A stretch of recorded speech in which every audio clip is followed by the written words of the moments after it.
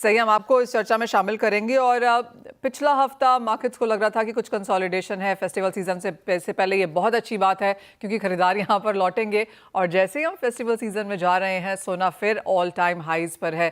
पहले तो आपका रिएक्शन इस पर। देखिए, सोना तो जैसे कि अगस्त के अंदर एक्सपेक्टेड ही था कि धीरे धीरे सोना राइज करेगा। जब भी 96 97,000 के पॉजिटिव न्यूज के बाद भी नीचे आ नहीं सक रहा था, तो गोल्ड मुझे लगता है कि तब वहां पर स्ट्रांग था। और अभी अप ट्रेंड जो बना है मार्केट के अंदर, अगस्त के अंदर ही आप देखेंगे कि रिटेल की बाइंग चालू होती है, रिटेल शोरूम्स की बाइंग चालू होती है। जिस तरीके से यूएस ने भी इन्फ्लेशन पे इफेक्ट हुआ है, 2.67 आया है। उसके अंदर टैरिफ्स का भी प्रॉब्लम आया है, जॉब डाटा भी पिछले हफ्ते बराबर नहीं आया था।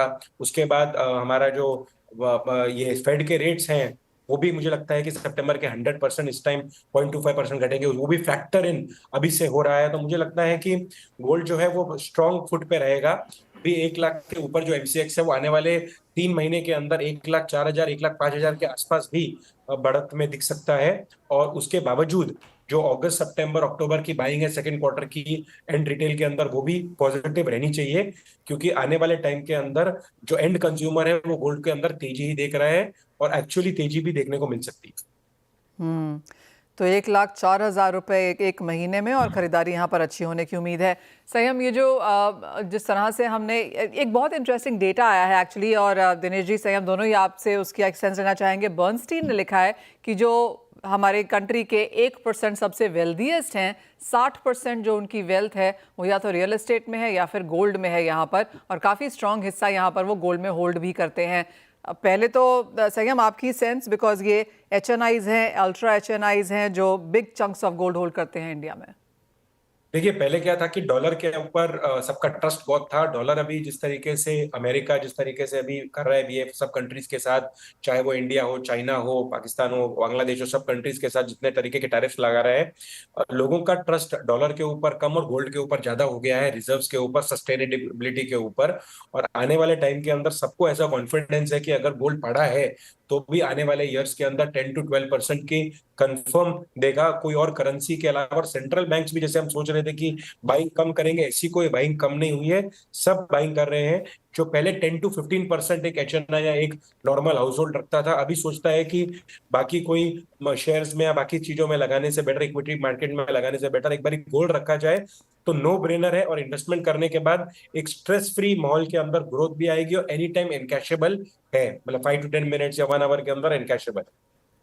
ओह वेल, एब्सोल्युटली। अगर 1% जो सबसे रिचेस्ट हैं वो 60% अपना रियल एस्टेट और गोल्ड में डाल रहे हैं, क्लियरली वो एक वेल्थ क्रिएशन है, वेल्थ पार्किंग भी है इन सम सेंस, और उसका फ़ायदा क्लियरली हमने इन दोनों ही एसेट क्लासेस में पिछले कई सालों में आता हुआ देखा भी है। अब संयम, जहाँ तक खरीदारी की बात है, और ऑफ कोर्स यहाँ अगले हफ्ते से अब यहाँ पर रक्षाबंधन के बाद वो एक लाइन है यहाँ पर, जब एक के बाद एक गणपति है, शादियाँ हैं, दिवाली तक हम देखते हैं बाइंग आते हुए। जो करंट लेवल्स हैं, जिस तरह के प्राइसेस हैं, क्या सेंस है? वॉल्यूम में गिरावट, वैल्यू में इंक्रीज? देखिए, वॉल्यूम में गिरावट आप देखेंगे पिछले 3 महीने के अंदर तो हमारे 30 to 50% की गिरावट हुई है। और मुझे लगता है कि अभी भी इस महीने से लेके जो 3 महीने के अंदर वैल्यू के अंदर मुझे लगता है 20% इंक्रीज होगा, क्योंकि लास्ट ईयर से गोल्ड जो है 30% के आसपास बढ़ा है। इस वजह से वैल्यू के अंदर तो ग्रोथ होगा, लेकिन वॉल्यूम मुझे लगता है कि 5% डाउन भी रह सकती है लास्ट ईयर के कंपैरिजन के अंदर। क्योंकि गोल्ड जो है, आज भी कस्टमर जब खरीदने आता है तो बोलता है 5 लाख का दे दो, 3 लाख रुपए का खरीदना है या 8 लाख रुपए का खरीदना है, वो ग्राम के हिसाब से कभी भी बाइंग के अंदर नहीं आता है। हालांकि रिटेल सेक्टर के अंदर बाइंग बहुत स्ट्रांगली चालू हो गई है। जो मैन्युफैक्चरर्स हैं वो रिटेलर्स को स्टॉकअप करने के लिए ज्वेलरी की अच्छी सेल्स हुई है। और अभी से लेके मुझे लगता है सितंबर एंड तक देर आर 14 से लेके 15 B2B शोज हैं जहां पर रिटेलर्स आके बाय करेंगे और दिवाली तक अपनी ज्वेलरी को स्टॉकअप करेंगे। रक्षाबंधन और गणेश चतुर्थी के अंदर अच्छी बाइंग एक्सपेक्टेड है एंड कंज्यूमर के पॉइंट ऑफ व्यू से। मगर फिर भी मुझे लगता है लास्ट ईयर के कंपैरिजन में वॉल्यूम वाइज 5% to 7% डाउन रह सकता है। तो 5 से 7% का यहाँ पर नुकसान रह सकता है वॉल्यूम के लिहाज से। वैल्यू ऑफ कोर्स यहाँ पर कमाने को मिलेगा ही, क्योंकि प्राइसेस में इतनी ज़्यादा बड़ा देख चुके हैं। सही, हम एक फाइनल क्वेश्चन, और ये कैरेटेजेस पे लेके है। 9 कैरेट को भी अब हॉल मार्किंग की यहाँ पर अलाउ कर दिया गया है, लेकिन क्या उस तरफ झुकाव है? क्या लोग ले रहे हैं? बिकॉज 9 कैरेट इन्वेस्टमेंट नहीं हो सकता, ज्वेलरी ज़रूर हो सकती है। देखिए मनीषा जी, अभी ज्वेलरी जो 22 कैरेट की है वो 18 कैरेट तक अभी तक कस्टमर रेडी, एक्सेप्टेबिलिटी सबकी है।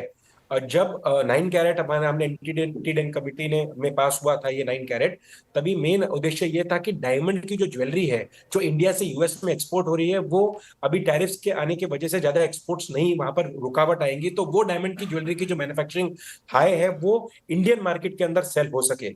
लेकिन गोल्ड के अंदर मुझे लगता है आने वाले 3 से 4 साल के बाद 14 कैरेट में आएंगे, और मुझे लगता है 6-7 साल लग जाएंगे 9 कैरेट में आने को।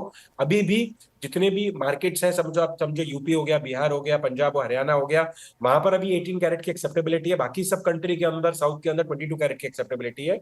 और 5 to 7 ईयर्स अभी भी लगेंगे गोल्ड के अंदर, 9 कैरेट के अंदर एंड कंज्यूमर की एक्सेप्टेबिलिटी आने में। और वो भी कैसे आती है देखना होगा, बिकॉज एज आई सेड जो इन्वेस्टमेंट डिमांड है वो अभी भी हायर कैरेटेजेस की तरफ रहेगी। जो ज्वेलरी डिमांड है पर से वो शायद यहाँ पर हम आता हुआ देखेंगे 14-9 कैरेट तक भी परहैप्स। संयम, बहुत शुक्रिया हमारे साथ यहाँ पर जुड़ने के लिए और सोने के ट्रेंड्स इंडियन मार्केट्स में कैसे हैं उस पर चर्चा भी करने के लिए।